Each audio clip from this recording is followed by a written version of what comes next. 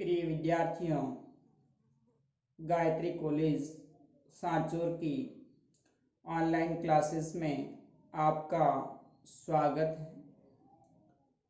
आज हम BSc BEd part first inorganic chemistry के अंदर नेक्स्ट जो टॉपिक है सेकंड यूनिट का बॉर्न हेबर चक्र। बॉर्न हेबर जो साइकिल क्या है, यह किस तरह से जो आयनिक क्रिस्टल्स होते हैं उनके अंदर जालक ऊर्जा जो लैटिस एनर्जी होती है उसका कैलकुलेशन करते हैं। इससे पहले लेक्चर में हमने डिस्कस किया था कि जालक ऊर्जा उसकी दो तरीके से गणना की जाती है। एक थ्योरेटिकल मेथड सैद्धांतिक विधि, जिसके अंतर्गत बॉर्न लिंडे इक्वेशन के आधार पर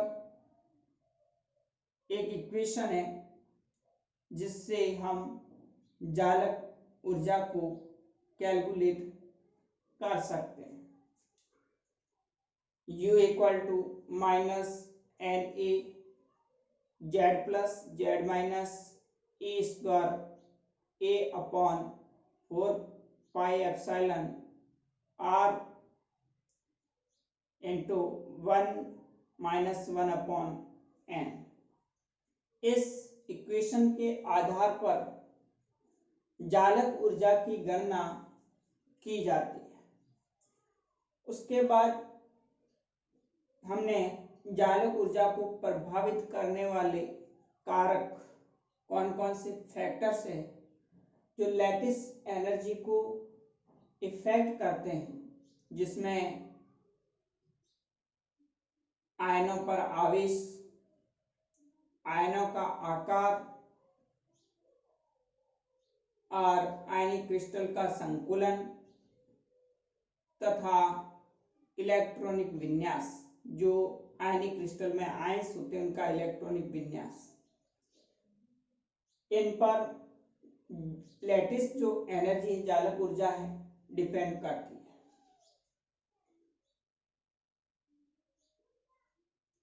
आज हम नेक्स्ट जो एक्सपेरिमेंटल मेथड है जिसके बेस पर लैटिस एनर्जी का कैलकुलेशन किया जाता है, जिसको बॉर्न हेबर साइकिल कहा जाता है।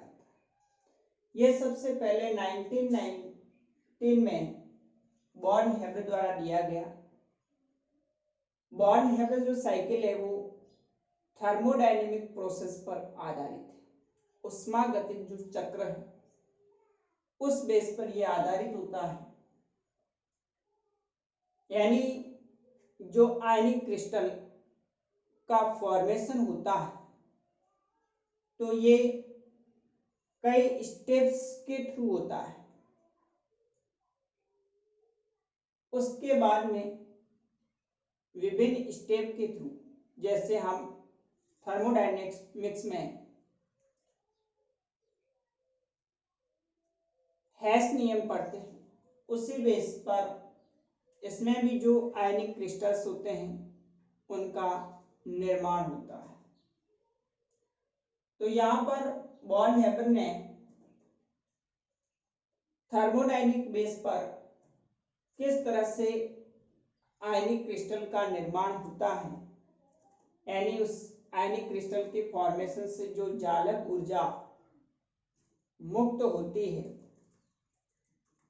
उसका कैलकुलेशन किस तरह से किया जाता है। तो देखिए, वह उष्मागतिक चक्र जो आयनिक यौगिक की जालक ऊर्जा को चक्रीय रूप में प्रभावित करने वाले कारकों से संबंध बताता है बॉर्न हेबर चक्र कहलाता है। यानी थर्मोडायनेमिक बेस पर जो आयनिक कंपाउंड होते हैं उनमें लैटिस एनर्जी को, जालक ऊर्जा को साइक्लिक फॉर्म में किस प्रकार से जो विभिन्न कारक होते हैं वो प्रभावित करते हैं, उन कारकों के बीच में जो रिलेशन होता है उसको बॉर्न हेबर साइकिल के द्वारा दर्शाया जाता है। इस चक्र के अनुसार आयनिक यौगिकों की संभवन ऊष्मा, हीट ऑफ फॉर्मेशन, जो आयनिक कंपाउंड बनेगा उसकी जो संभवन ऊष्मा है वो कई ऊर्जा परिवर्तनों जैसे आयनन विभव है, ऊर्ध्वपातन ऊष्मा है, वियोजन ऊर्जा है, इलेक्ट्रॉन बंधुता है, जालक ऊर्जा है आदि के मान पर निर्भर करती है। यानी जो आयनिक क्रिस्टल का फॉर्मेशन होगा उस समय दो कंडीशन होती है, एक फेवरेबल कंडीशन होती है, दूसरा अनफेवरेबल कंडीशन होती है। आयनिक क्रिस्टल का फॉर्मेशन कब होगा? फेवरेबल कंडीशन के लिए, जब उसके लिए हीट ऑफ फॉर्मेशन की वैल्यू नेगेटिव में आती है, यानी ऊष्मा जो संभवन ऊष्मा है वो बाहर निकलती है, उस समय किसी भी आयनिक कंपाउंड के बनने की पॉसिबिलिटी होती है। यानी ऐसा आयनिक कंपाउंड है उसके लिए फेवरेबल कंडीशन कहलाती है। तो यहाँ पर जब आयनिक कंपाउंड बनता है तो उस समय जो उसकी संभवन ऊष्मा है, हीट ऑफ फॉर्मेशन है, वो अलग अलग एनर्जी चेंजेस जो होते हैं, जैसे आयनिक पोटेंशियल है, आयनन विभव है, सब्लिमेशन हीट है, ऊर्ध्वपातन ऊष्मा है, डिसोसिएशन एनर्जी वियोजन ऊर्जा है, इलेक्ट्रॉन एफिनिटी इलेक्ट्रॉन बंधुता है और लैटिस एनर्जी जालक ऊर्जा है, इन पर डिपेंड करती है। तो इन सभी ऊर्जाओं को जो आयनिक क्रिस्टल्स का फॉर्मेशन होता है उनको एक साइकिल के द्वारा बॉर्न हेबर ने दर्शाया था, इसी कारण से इसको बॉर्न हेबर साइकिल कहा जाता है। यह चक्र हेस नियम पर आधारित है। हेस नियम के अनुसार जब कोई भी रिएजेंट है, कोई भी क्रियाकारक अणु मिलकर के उत्पाद बनाते हैं तो उसमें जो ऊष्मा का मान होता है उसमें विभिन्न स्टेप्स के अंदर जो परिवर्तन होते हैं उन ऊष्माओं की योग के बराबर होता है। ठीक उसी प्रकार यहाँ पर भी जो संभवन ऊष्मा है वो विभिन्न प्रकार की ऊष्मा जो परिवर्तन होते हैं उन सभी ऊष्मा परिवर्तनों के अंदर होने वाला जो योग है उनके इक्वल होती है। अब यहाँ पर बॉर्न हेबर साइकिल ने जो सोडियम क्लोराइड NaCl आयनिक यौगिक है उनको बनाने के लिए दो मेथड दिए थे। प्रथम विधि के अंदर क्या किया इन्होंने, उच्च दाब पर ठोस जो सोडियम है और गैसीय क्लोरीन है उसकी क्रिया से NaCl बनता है। डायरेक्ट सोडियम मेटल लिया ठोस और उसकी विक्रिया क्लोरीन गैस के साथ हाई प्रेशर पर करवाएगी तो फिर NaCl का फॉर्मेशन हुआ। इस प्रक्रम में जो प्राप्त ऊष्मा थी उस ऊष्मा को हम हीट ऑफ फॉर्मेशन यानी संभवन ऊष्मा कहलाती है।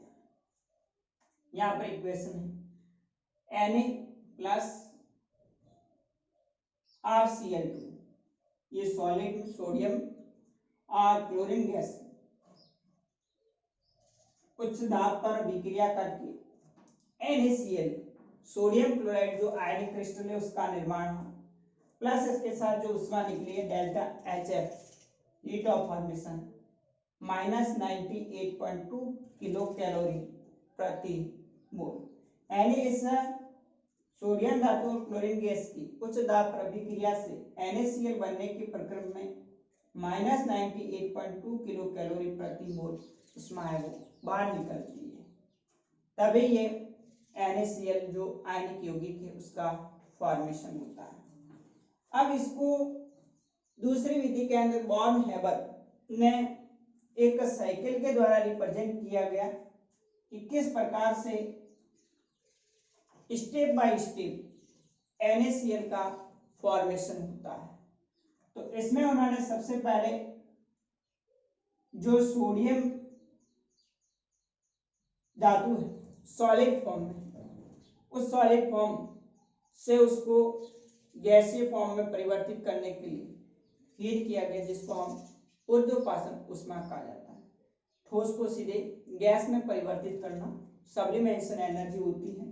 तो पहले Na को Na सॉलिड से Na गैस में परिवर्तित किया, उसके बाद में ये जो कि सोडियम है न्यूट्रल, उसको आयन में एक इलेक्ट्रॉन रिमूव करने के लिए यानी जब किसी भी उदासीन परमाणु की बाह्यतम कोश में उपस्थित इलेक्ट्रॉन को पृथक करने के लिए आवश्यक ऊर्जा होती है, उसको हम आयनन विभव कहा जाता है। तो फिर उससे सोडियम धातु में से सोडियम जो गैस फॉर्म के अंदर है उसमें से एक इलेक्ट्रॉन को रिमूव करने के लिए IPU का आयनन विभव। उसके बाद में जैसे Cl2 मॉलिक्यूल के रूप में उसका डिसोसिएशन करेंगे, क्लोरीन एटम के रूप में प्राप्त होगा परमाणु के रूप में। फिर Cl से Cl माइनस प्राप्त करने के लिए एक इलेक्ट्रॉन एक्सेप्ट किया है, दैट मीन्स इलेक्ट्रॉन एफिनिटी। तो इलेक्ट्रॉन जुड़ने के फलस्वरूप जो मुक्त ऊर्जा होती है उसको इलेक्ट्रॉन बंधुता कहा जाता है, E से रिप्रेजेंट करते हैं। और उसके बाद में Cl माइनस फिर Na प्लस और Cl माइनस के जुड़ने से NaCl बनता है, उस समय कुछ ऊर्जा निकलती है जिसको हम लैटिस एनर्जी जालक ऊर्जा कहा था।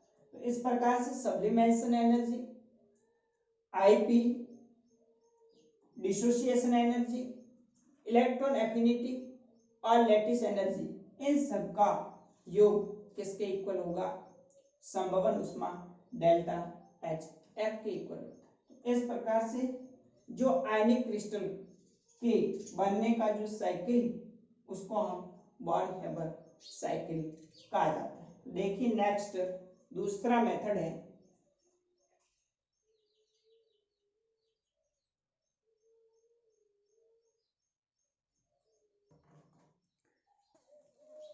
सेकंड मेथड जो कि बॉर्न हेबर साइकिल पर आधारित है। तो देखिए सेकंड मेथड के अंदर टोटल इसमें 5 स्टेप्स हैं और ये 5 स्टेप्स के अंदर आयनिक कंपाउंड का फॉर्मेशन होता है।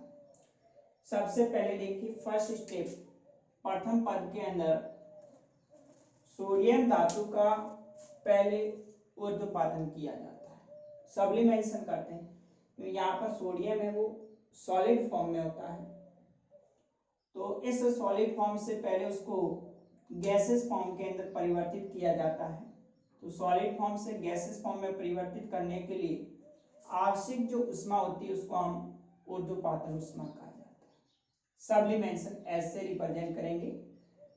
तो इसकी वैल्यू यानी जब सोडियम गैस के अंदर ऊर्ध्वपातित करेंगे तो आवश्यक जो ऊष्मा होगी उसको हम ऊर्ध्वपातन ऊष्मा कहते हैं। इसका मान कितना होता है 26 किलो कैलोरी प्रति मोल, यानी इतनी ऊर्ध्वपातन ऊष्मा इस सोडियम सॉलिड से को सोडियम गैस में परिवर्तित करने के लिए आवश्यक होती है।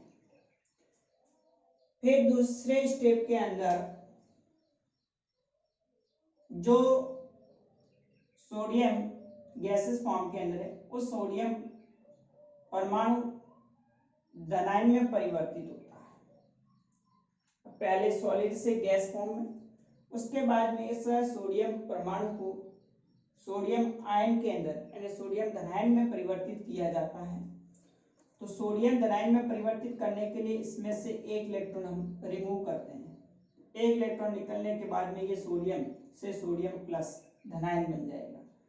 इस सोडियम से सोडियम प्लस में परिवर्तित करने के लिए जो आवश्यक ऊष्मा होती है उसको हम क्या बोलते हैं, आयनन विभव, IP से रिप्रेजेंट किया जाता है। तो इसके लिए आवश्यक ऊष्मा की वैल्यू कितनी है 118 किलो कैलोरी प्रति मोल। फिर तीसरे स्टेप के अंदर जो Cl2 मॉलिक्यूल है उसको पहले परमाणुओं के अंदर डिसोसिएट किया जाएगा, उसका वियोजन किया जाएगा। तो यहाँ पर सोडियम के साथ में एक क्लोरीन परमाणु आ रहा है, तो Cl2 अणु से परमाणु में डिसोसिएशन करने के लिए जो आवश्यक ऊर्जा होती है उसको हम डिसोसिएशन एनर्जी, वियोजन ऊर्जा कहा जाता है। तो यहाँ पर हाफ Cl2 मॉलिक्यूल से एक Cl परमाणु के रूप में प्राप्त करने के लिए जो आवश्यक ऊष्मा है उसको वियोजन ऊर्जा D/2 equal to 28.9 kilo calorie प्रति मोल ऊष्मा की आवश्यकता होती है। फिर फोर्थ स्टेप के अंदर इस क्लोरीन परमाणु से उसको क्लोरीन आयन यानी ऋणायन में परिवर्तित करना है। तो यहाँ पर एक इलेक्ट्रॉन Cl परमाणु के साथ में जोड़ते हैं, तो Cl से Cl माइनस प्राप्त होगा। इस कंडीशन में जो ऊष्मा मुक्त होती है, मुक्त जो ऊर्जा होती है उसको हम क्या बोलते हैं, इलेक्ट्रॉन बंधुता कहा जाता है। किसी भी उदासीन परमाणु द्वारा इलेक्ट्रॉन ग्रहण करने के फलस्वरूप मुक्त ऊर्जा क्या कहलाती है, इलेक्ट्रॉन बंधुता। इलेक्ट्रॉन एफिनिटी, तो यहाँ पर जब Cl एक परमाणु Cl परमाणु एक इलेक्ट्रॉन एक्सेप्ट करता है तो मुक्त ऊर्जा जो इलेक्ट्रॉन बंधुता है उसकी वैल्यू 90.7 किलो कैलोरी प्रति मोल। अब सोडियम आयन, सोडियम धातु से सोडियम आयन और Cl2 अणु से Cl माइनस आयन प्राप्त हुआ है। अब इस Na+ और Cl माइनस का क्या होगा, आकर्षण। जो फिफ्थ स्टेप है इसमें सोडियम आयन तथा Cl माइनस आयन एक दूसरे के प्रति आकर्षित होकर क्रिस्टल जालक का निर्माण करते हैं। इस प्रक्रिया में जो मुक्त ऊर्जा है उसको हम जालक ऊर्जा कहा जाता है। Na+ और Cl माइनस के आकर्षण से आयनिक क्रिस्टल NaCl बनेगा और जो ऊष्मा मुक्त होगी उसको हम जालक ऊर्जा, लैटिस एनर्जी U से रिप्रेजेंट किया जाता है। इसकी वैल्यू कितनी है, 180.4 किलो कैलोरी प्रति मोल। तो हेस के नियम अनुसार दोनों विधियों में लगी जो ऊर्जा का मान होता है वो क्या होता है, समान होता है। अब हमने देखो सेकंड मेथड में क्या किया, step by step. First method में तो डायरेक्ट उच्च दाब पर सोडियम और क्लोरीन आपस में अभिक्रिया करके NaCl जो आयनिक क्रिस्टल है उसका निर्माण हुआ था और उसके लिए जो संभवन ऊष्मा थी उसका मान 98.2 किलो कैलोरी प्राप्त हुआ था। अब जब बॉर्न हैबर साइकिल के अंदर बॉर्न हैबर ने स्टेप बाय स्टेप के आधार पर देखा कि सबसे पहले सोडियम धातु थी उसको ऊर्ध्वपाषण ऊष्मा के द्वारा सोडियम गैस के रूप में परिवर्तित किया गया। उस समय इतनी ऊष्मा की आवश्यकता हुई 26 किलो कैलोरी प्रति मोल। उसके बाद में फिर सोडियम गैस से सोडियम आयन में परिवर्तित करने के लिए जो आवश्यक ऊष्मा थी आयनन विभव 118 किलो कैलोरी प्रति मोल। फिर तीसरे पद में जो क्लोरीन मॉलिक्यूल के रूप में था उसको परमाणु के रूप में प्राप्त करने के लिए उसका डिसोसिएशन किया गया, तो उसके लिए आवश्यक ऊर्जा 28.9 किलो कैलोरी प्रति मोल। फिर क्लोरीन जो परमाणु था उसको ऋणायन में परिवर्तित करने के लिए जो ऊर्जा मुक्त होती है इलेक्ट्रॉन बंधुता के रूप में वो 90.7 किलो कैलोरी प्रति मोल। और उसके बाद में फिर Na+ और Cl माइनस के आकर्षण से जो ऊर्जा मुक्त होती है जिसको हम जालक ऊर्जा कहते हैं उसकी वैल्यू 180.4 किलो कैलोरी पर। तो इन सभी जो ऊष्माओं का योग होता है वो जो फर्स्ट मेथड था उसके आधार पर दोनों की वैल्यू क्या होती है, इक्वल होती है। फिर ऐसने कहा कि चाहे आप डायरेक्ट फॉर्मेशन करो या फिर साइकिल के आधार पर जब आयनिक क्रिस्टल का फॉर्मेशन होता है दोनों कंडीशन के अंदर जो लगी ऊर्जा है वो हमेशा इक्वल होती है। तो देखिए यहाँ पर डायरेक्ट मेथड के अंदर टोटल जो संभवन ऊष्मा थी वो -98.2 किलो कैलोरी पर। अब यहाँ पर भी हम देखें इन सारी ऊष्माओं का योग 98.2 किलो कैलोरी प्रति मोल के बराबर होता है।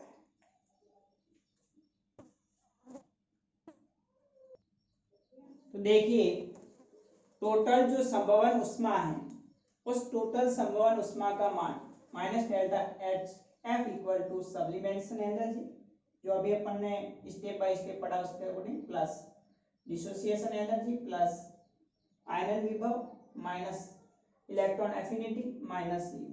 यहाँ पर प्लस का मतलब है आवश्यक ऊष्मा और माइनस का मतलब है यहाँ पर मुक्त ऊष्मा।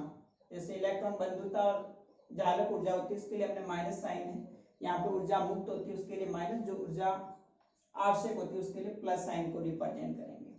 तो इस समीकरण के अनुसार जब हम सभी ऊष्माओं की वैल्यू को रखते हैं, जैसे सब्लिमेशन एनर्जी के लिए 26 किलो कैलोरी प्रति मोल, उसके बाद में फिर जो डिसोसिएशन एनर्जी है Cl2 अणु से Cl परमाणु प्राप्त करने के लिए 28.9 किलो कैलोरी प्रति मोल है, प्लस आयनन विभव है 118 किलो कैलोरी प्रति mole, minus electron affinity 90.7 kilo calorie प्रति मोल, माइनस जो जालक ऊर्जा है 180.4 किलो कैलोरी। जब आप इसको कैलकुलेशन करेंगे तो यहाँ पर जो डेल्टा एच एफ है वो माइनस 98.2 किलो कैलोरी प्रति मोल प्राप्त होता है। अब आप देख रहे हैं कि जो हमने डायरेक्ट मेथड फर्स्ट मेथड पढ़ा था जिसमें उच्च दाब पर Na+ और Cl- आपस में आयनिक क्रिस्टल का निर्माण करते थे, उस समय संभवन ऊष्मा की वैल्यू भी कितनी थी 98.2 किलो कैलोरी प्रति मोल। और इस साइकिल के आधार पर हम देखें तो उसके बेस पर भी टोटल जो ऊष्मा है उनका जो योग होता है वो संवहन ऊष्मा के इक्वल होता है। तो इस प्रकार से बॉर्न एबर ने विभिन्न स्टेप के थ्रू किसी भी आयनिक क्रिस्टल का जो फॉर्मेशन होता है उसके बारे में बताया था। इस कॉन्सेप्ट को बॉर्न हेबर साइकिल कहा जाता है।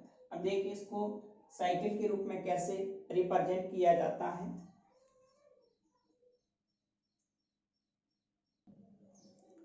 NaCl जो आयनिक क्रिस्टल है उसके निर्माण के लिए बॉर्न हेबर चक्र से उसको निम्न प्रकार से व्यक्त करते हैं। Na सॉलिड है, फिर उसको सब्लिमेशन एनर्जी देंगे, Na गैस फॉर्म में परिवर्तित होगा, फिर Na से Na+ प्राप्त करने के लिए आयनन विभव से सोडियम आयन प्राप्त होगा। आप Cl2 मॉलिक्यूल से डिसोसिएशन द्वारा क्लोरीन परमाणु में वियोजित किया जाएगा, Cl एटम के रूप में प्राप्त होगा। फिर Cl से Cl- प्राप्त करने के लिए इलेक्ट्रॉन एफिनिटी, इलेक्ट्रॉन बंधुता, मुक्त ऊष्मा होगी जिसको माइनस साइन से रिप्रेजेंट किया जाएगा, मुक्त ऊष्मा है -Ea। उसके बाद में फिर Na+ और Cl- इन दोनों के आकर्षण से जो ऊर्जा मुक्त होगी उसको -U जालक ऊर्जा से रिप्रेजेंट करेंगे, और उसके बाद में फिर NaCl का फॉर्मेशन। डायरेक्ट में sodium plus half Cl2 minus delta HF से NaCl। अब यहाँ पर इन सभी ऊष्माओं का जो योग होता है वो माइनस डेल्टा HF संवहन ऊष्मा के मान के बराबर। यदि डेल्टा HF का मान पॉजिटिव प्राप्त होता है दैट मीन्स ऐसे आयनिक कंपाउंड का फॉर्मेशन नहीं होता है, वो उसके लिए कंडीशन अनफेवरेबल होती है। अब हम नेक्स्ट आगे अगले वीडियोस में इस बॉर्न हेबर साइकिल है उसकी कुछ एप्लीकेशन है उस पर डिस्कस करेंगे। तो आज का ये लेक्चर बहुत इम्पोर्टेंट है क्योंकि इसका सवाल हर बार एग्जाम में पूछा जाता है। Okay, thank you.